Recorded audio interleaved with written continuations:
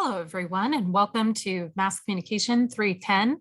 This week, we're going to be talking about the field of public relations and how design and layout can assist you in your PR career. Now, public relations is a field where we use strategic communication to share a brand, its products, and its events to the public so that we build or maintain a public image. So a PR representative is not necessarily trying to sell you something. That's more advertising. Instead, it's about creating relationships with the public by trying to influence public opinion, engaging with the public about your organization, and trying to get media to cover you and your events, positioning yourself well within the public sphere. So public relations uses a lot of communication tactics in order to do this, including event planning, campaigns, social media, media engagement or media relations, and e-newsletters and direct communication to the public.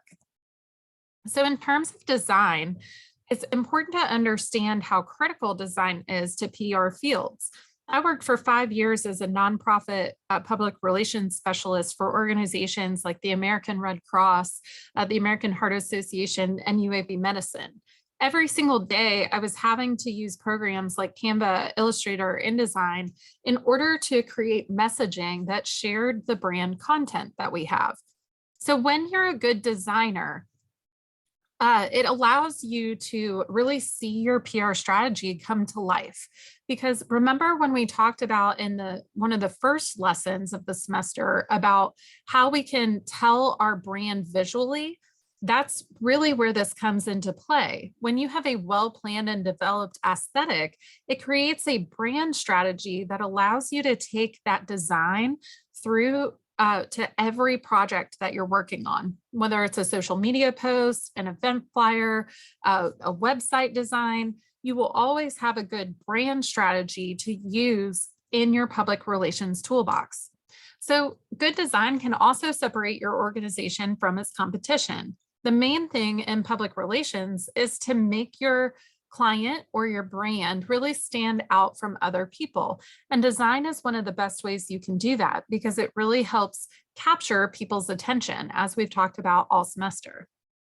Now, in terms of what content we typically create within public relations, I'm going to talk about a few specific things, including e-newsletters, fact sheets, and infographics, but it's important to know that public relations specialists are also often responsible for helping either contribute to or actually design logos, websites, social media posts or campaigns, event designs, advertising, and even printed information like flyers and newsletters. So public relations specialists really need to understand good design so that they can create these kinds of materials.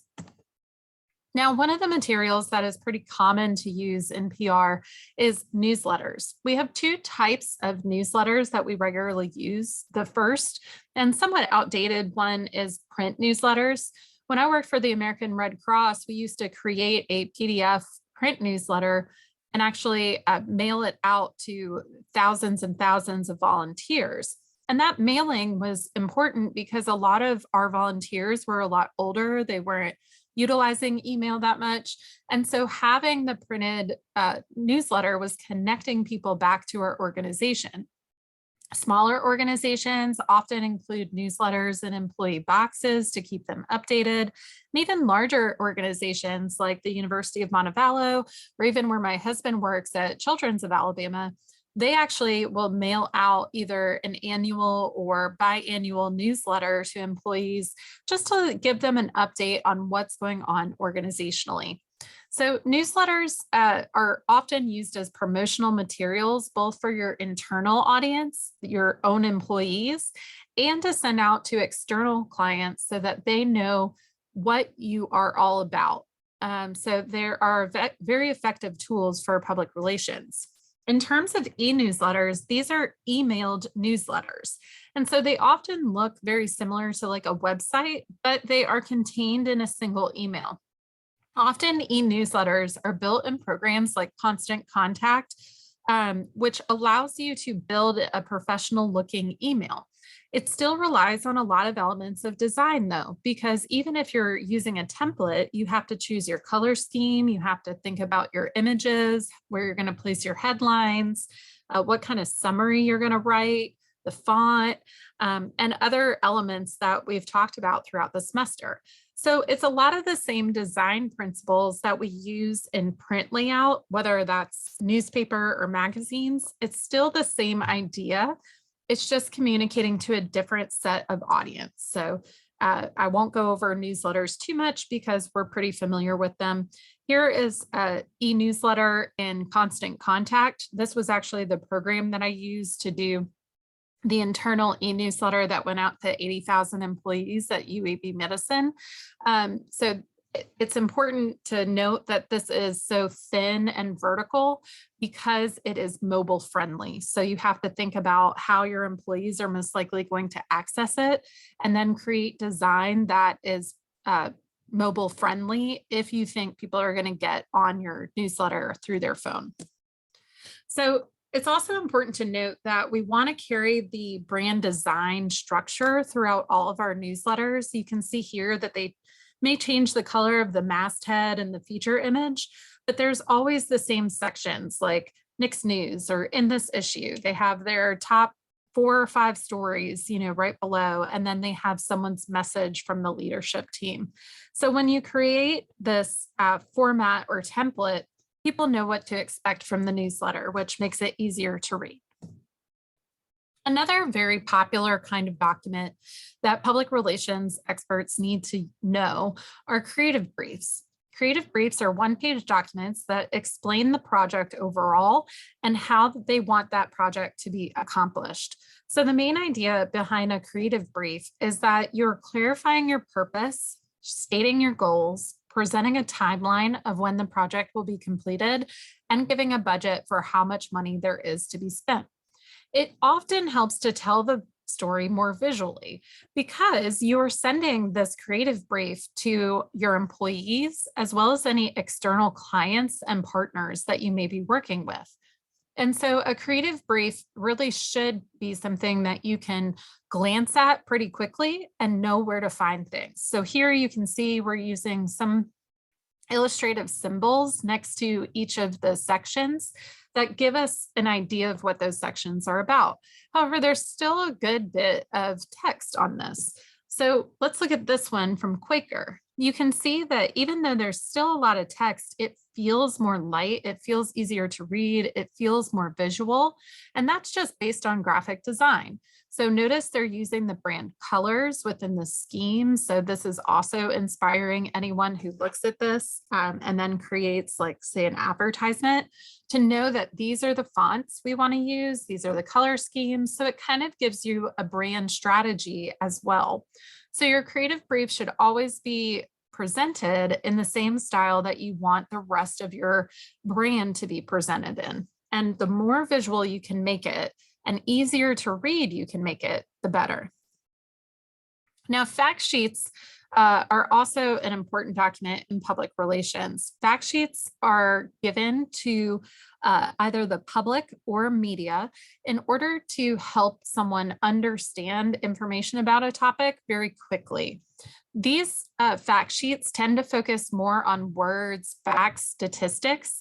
And so things you would include on a fact sheet include the name of the event or campaign, sponsors. Obviously, you want your brand logo on here. So you see the American Red Cross is on here. The name of the event is Home Fires, America's biggest disaster threat. And then we present facts in a very easy bulleted way, so that they understand the main idea behind it. So these are the kinds of things that you really want to include on a fact sheet. Now, fact sheets can be even more visual. So the American Heart Association, when I was working there, created this fact sheet that allows us to understand the new cardiovascular guidelines that were presented from AHA and the American College of Cardiology.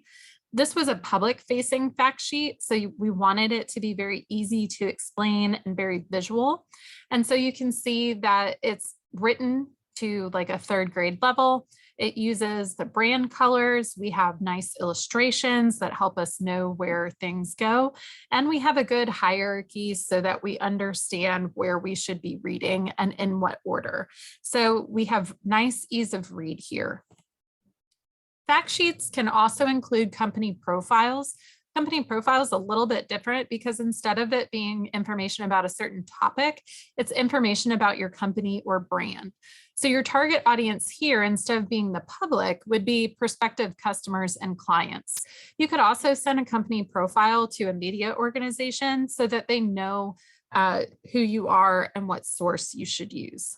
So here are some things that you could include: the organization's name, your logo, headquarters or contact information, regional offices, products, services offered, what market you're in, your revenue, things of that nature. And so again, this company profile is just really meant to show those audiences what your company is all about and what you can offer. So here are different examples of those company profiles. You can see sometimes they tend to be a little bit longer than fact sheets because they are trying to share more information about who they are. And every website really has a company profile and it's about us section. And so in terms of digital fact sheets, this is where the company profile would go under that about us section. So visuals are very important in public relations because they tend to explain concepts and relationships better than words alone. It's important to remember that visual data is processed 60,000 times faster than text. And when we're talking to media, especially in terms of media relation, journalists are very visual people. And so it helps break through the clutter of all the different press releases and things that they might receive if we can make it design and visual focused. So it allows that other entities to share our content if it's visual, and visuals are more persuasive too.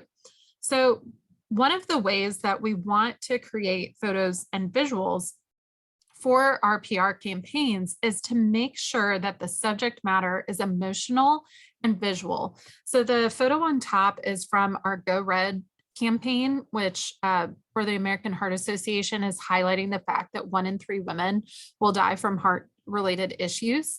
And yet we want women to feel strong and empowered to change their heart health. So you can see that we have, this black and white photo with the color red that pops. And of course, the red is in the brand color. And it really shows, the mood, the tone that we were looking for. So we want to avoid just like that grip and grin photo, what we would consider like, just a typical headshot. You want to show activity. You want to show things going on. Try to find the local angle whenever possible and avoid photos of really large groups where the people, just become one in a sea of in a crowded sea. And we want to show photos of our products too, because those tend to appeal to people and catch people's attention. Whenever possible, we need to caption and courtesy our photos within public relations because it tells people more about it. So you can see on the bottom, I've provided a caption actually on the photo. This was for a series that I did for UAB Medicine and their transplant center. And this was a story we told of a woman named Lyric who had a liver transplant. This is a liver, by the way. And so this was the title screen that we used for all of her promotion in PR. So you can see here, visuals are very important in public relations. So we're going to continue to carry those through. The final thing that I want to talk about in terms of PR is creating infographics. Use of visualized information has increased 9,000% since 2007. So we need to try to visualize as much information from our organizations as possible. So when we're sharing key details to our publics, being able to show it visually is really important. And so we want to make it quote unquote sexy by bringing more creative ways of telling it to the public. Infographics can be distributed digitally or printed out. Typically, we're distributing them digitally a lot more often, and they're very useful in terms of social media posts too. So you could use many different forms of infographics. The first are charts, such as the pie chart on the far left. You have bar charts in the middle. And then you have what's called a trend chart on the far right, where you have a bar chart or a column chart underneath. And then the transaction line shows how the trend has differentiated across time. The main idea with charts is to keep it super simple because we want to make sure that it is something you could glance at and easily understand. If you have to sit there and really think about what the chart is about, then the designer has missed the point. So here are a couple of infographics that I created for the American Heart Association. You can see here, these are highly visual. They tend to emphasize one or two points. And then you want to kind of find some consistency that you can repeat throughout the infographic. Here it's time.